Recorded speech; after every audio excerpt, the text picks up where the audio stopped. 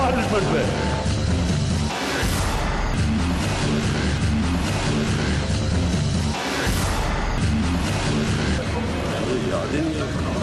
Sir वैसे कितना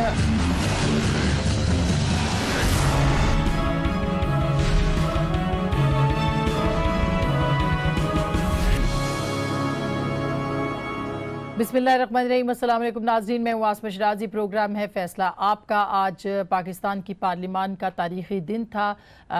31वीं तरमीम की है जिसके तहत फ़ाटा पाकिस्तान का हिस्सा बाकायदा बन जाएगा। अभी इसको सेनेट से मंजूर होना है और KPK असम्बली के पास भी ये बिल जाएगा। और ज़ाहिर है कि जिस तरह की सूरत हाल है, एक बहुत बड़ी ये डेवलपमेंट है। जितना इस पर पाकिस्तान की पार्लियामान को मुबारकबाद दी जाए उतना कम है। पाकिस्तान की अपोजिशन को, पाकिस्तान की हुकूमत को मुबारकबाद की मुस्तहिक हैं तमाम पॉलिटिकल पार्टीज। खान साहब का हमने थोड़ा सा चलाया। खान साहब आज 2 साल के बाद, तकरीबन 2 साल के बाद पार्लियामान के सामने गए और बहुत अच्छा लगा। इतना अच्छा लगा कि शायद तकरीर उन्होंने की, काश के इन 2 सालों के अंदर इमरान खान साहब इसी तरह पार्लियामान के अंदर आते, पार्लियामेंट को इज्जत देते, कानून साजी में हिस्सा लेते, तो आप देखते कि इस पार्लियामान का वक़ार कहाँ से कहाँ पहुँच जाता। लेकिन अब वो जाते जाते आखिरी जब 1 हफ्ता रह गया है तो आज वो पार्लियामान के पास आए और वो भी फाटा बिल के हवाले से। जाहिर है कि उनकी बहुत सारी एक पॉलिटिकल रीजंस भी हैं जिस बुनियाद के ऊपर वो आज ईवान के अंदर आए।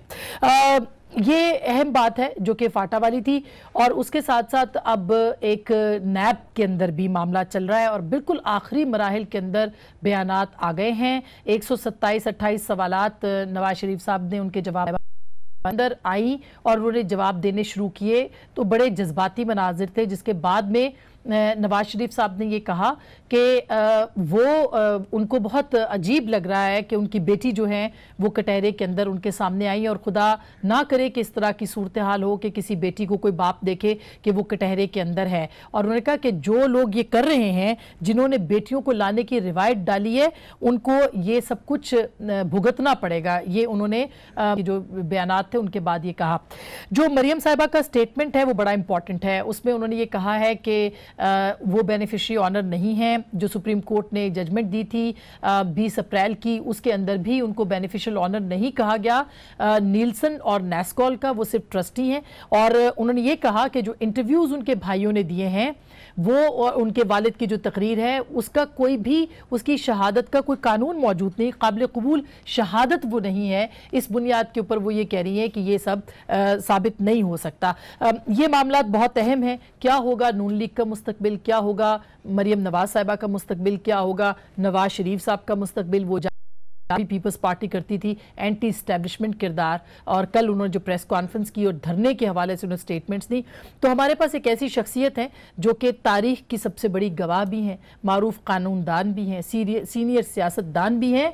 और जो मियाँ साहब ने आज कहा कि बेटियां नहीं जाती, और रिवायत जिन्होंने डाली उनको भुगतना पड़ेगा, तो बीबी के साथ ये भी हर जगह जाते रहे। हमारे साथ मौजूद हैं माहिर कानूनदान और सीनियर सियासतदान जनाब एतजाज़ एहसन साहब। सर अस्सलाम वालेकुम। सर बहुत बहुत शुक्रिया, आपने वक्त दिया। इसी से शुरू कर लेते हैं कि आज मियाँ साहब जज्बाती हो गए और उन्होंने कहा कि बेटियों को जिन्होंने रिवायत डाली, दुख की बात है वैसे ये नहीं। हरगिज़ हम तो इस मामले में बेटियों के इस तरह अदालतों के चक्कर लगाने के हक में नहीं हैं। और हम खुद बड़े मातूब रहे हैं। इनको तो पुलिस के एस्कॉर्ट में और शाही अंदाज से, शाहाना अंदाज से ले जाया जाता है और लाया जाता है, फूल निछावर किए जाते हैं। हम तो और हमारी बीबियां तो कुत्ते गाड़ी में बैठ के और गिरफ्तार होती थीं तो बालों से पकड़ के उनको धकेल के फेंका जाता था ट्रकों में। जिस वक्त मियाँ साहब ज़िया-उल हक की सूबाई वजारत में वज़ीर थे, उस ज़माने की बात कर रहा हूँ। और बड़ा एक माल रोड पे पिटाई हुई जिस पे उसमें मेरी वालदा भी थी, मेरी बहनें भी थी, मेरी बीवी भी थी, उनकी बड़ी पिटाई हुई और बड़ी बेदर्दी से। और ख़ुद बेनज़ीर भुट्टो साहबा बीबी शहीद, वो जिस तरह जिस अंदाज से जेल जाती थी आसिफ जरदारी साहब का केस अंदर लगा होता था, मैं वकालत करता था। हमने ढूंढी है तस्वीर, ये बल्कि चल भी रही है इस वक्त, ये तस्वीर हमने ढूंढी आपकी भी, और क्योंकि हम ज़ाहिर है आपके साथ प्रोग्राम कर रहे थे, और बहुत सारी और भी तस्वीर जिसमें बच्चों के साथ बीबी जो है, बिलावल हैं, बख्तावर हैं, उनके साथ भी जा रही हैं। उस वक्त भी दुरुस्त नहीं था, और अभी तो खैर एहतसाब हो रहा है, तो ज़ाहिर है उस पर उनको जाना। जिसमें बीबी कटहरे में खड़ी थी, मैं उनके साथ मावन वकील ही था उनका, तो वैसे गवाह के तौर पे पेश हो रही थी, मैं सामने फ्रंट रो में बैठा था। तो बीबी ने मुड़ के मुझे इशारा किया, मैं पास गया विटनेस बॉक्स पे, तो मेरे किसी सवाल पे उन्होंने मेरे से मशवरा किया, तो उनको रोक दिया अदालत ने। नासिर असलम जायद साहब प्रिजाइड कर रहे थे उस इंक्वायरी पे, उन्होंने रोक दिया। उन्होंने कहा you can not consult your lawyer. ये मीर मुर्तजा केस था जो हमें तस्वीर मिली इंक्वायरी, और इधर इनको 342 उनको दिए गए कि आप तैयारी करें, इनके जवाबात लिखें वकीलों से मशवरा करके, और फुल स्टॉप और कॉमा भी बीच में डालें और वो भी पढ़े।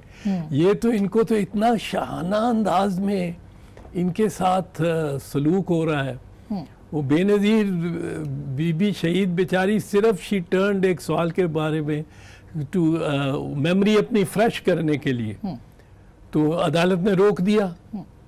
यहाँ इनको 342 के 127 सवाल 3-4 दिन पहले मिल जाते हैं। बिल्कुल, लेकिन चौधरी साहब, एक बाप की हैसियत से, तो अगर आप साबिक वजीर आजम का भी स्टेटमेंट देखें तो वो एक बाप की हैसियत से वो बात नहीं, वो मैं उनके कि मतलब बेटी को कटहरे में देखना उनके लिए तकलीफ दे है, बिल्कुल तकलीफ दे। लेकिन जो केसेस हैं उनकी तरफ भी आते हैं, अब चूंकि फाइनल स्टेज आ गया।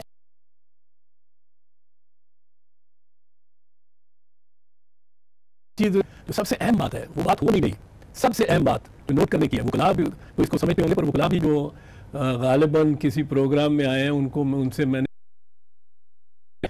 सवाल नंबर 127 था, जो आखिरी सवाल है, क्योंकि सवाल ही 127 है। हाँ, या 128 थे। हाँ। उसके बाद तो होता है ना, you have anything else to say, जो मियां साहब और मरियम साहिबा को भेजे गए थे नैब कोर्ट की तरफ से।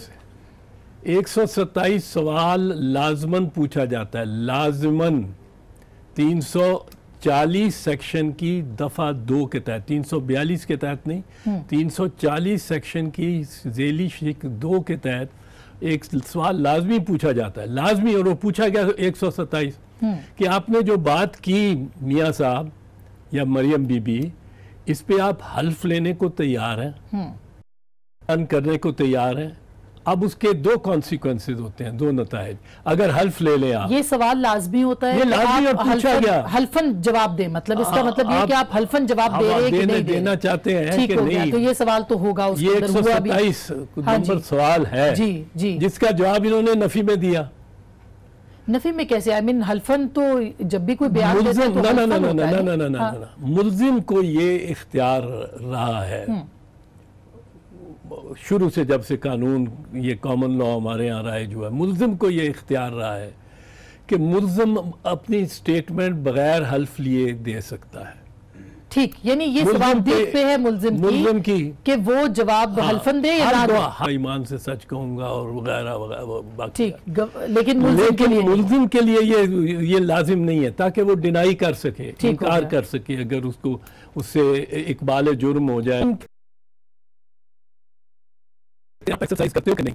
और अगर 3 दफा वजीर आजम हुआ हो और 126 सवालों का जवाब दिया हो, और उसने सोच समझ के सारा कुछ देख के बैठ के अपने वकला के साथ तैयार करके जवाब दिया हो, और वो कहे कि मैं हल्फ पे नहीं इस पे बात कर सकता, उसका पैरा ही नहीं दे सकता उस बात का, तो उसके क्या नतायज हैं? ये उसके 2 नतायज है कि वो ना दे। हाँ नहीं, उसके 2 नतायज। हाँ, उसके 2 नतायज।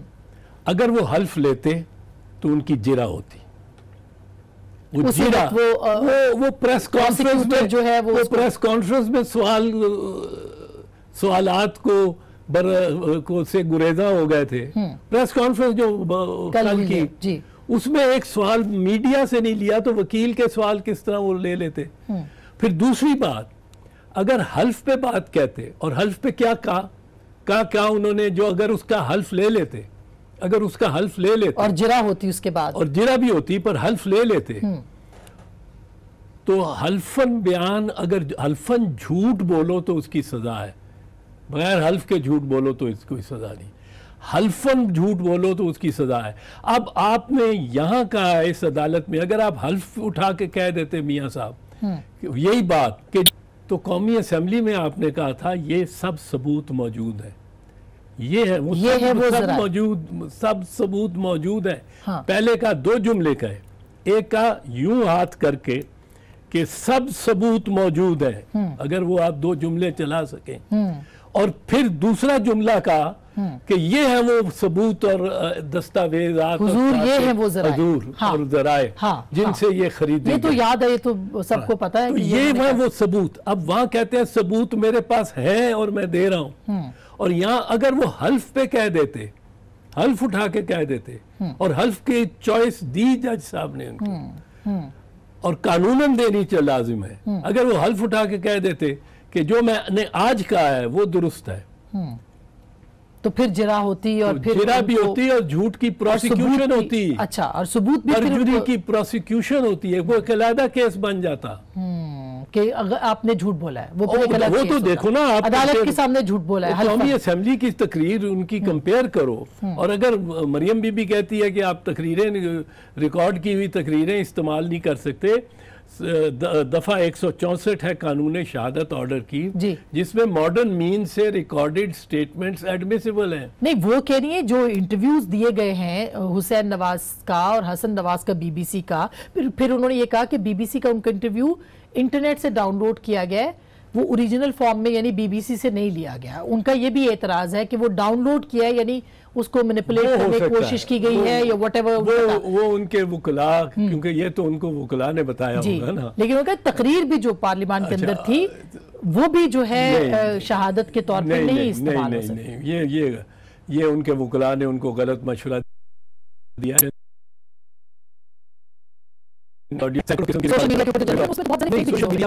नहीं, वो नहीं, लेकिन अगर कोई इंटरव्यूज है या और कोई गवाह पेश करे कि ये एविडेंस या कुछ भी वीडियो के, और मियां साहब ने तो डिनाई नहीं किया वो तकरीर को, उस तकरीर को उन्होंने तो कहा उन्होंने तो नहीं कहा कि मैंने या तो उन्होंने कहा होता कि ये फेक तकरीर है, पार्लियामेंट में नहीं, फेक तकरीर का तो इशू ही नहीं है ना, मतलब मैंने पार्लियामेंट में तकरीर नहीं ये कहते तो फिर तो जाहिर है। वैसे वो करीब जितना उन्होंने जितनी गलत बयानियां की है ना, जितनी गलत बयानी है, मैं झूठ का लफ्ज इस्तेमाल नहीं करता, लेकिन इसके बाद जो हम बात करने जा रहे हैं वो यही है कि अगर ये वो क्यों कर रहे हैं, और जो मज़ाहमती उनकी वो एक रुख आ गया है जो कि पीपल्स पार्टी कभी रहती थी। देखो जी, इस बारे में तो सबसे पहले मैं ये कहता हूँ कि मियाँ नवाज शरीफ ने बयान दे के हल्फन मैं नहीं कहूँगा, हल्फन मतलब है कि वो अपने पीछे हट गए, वो अपने पीछे हट गए, अपनी बयान से ही हट गए।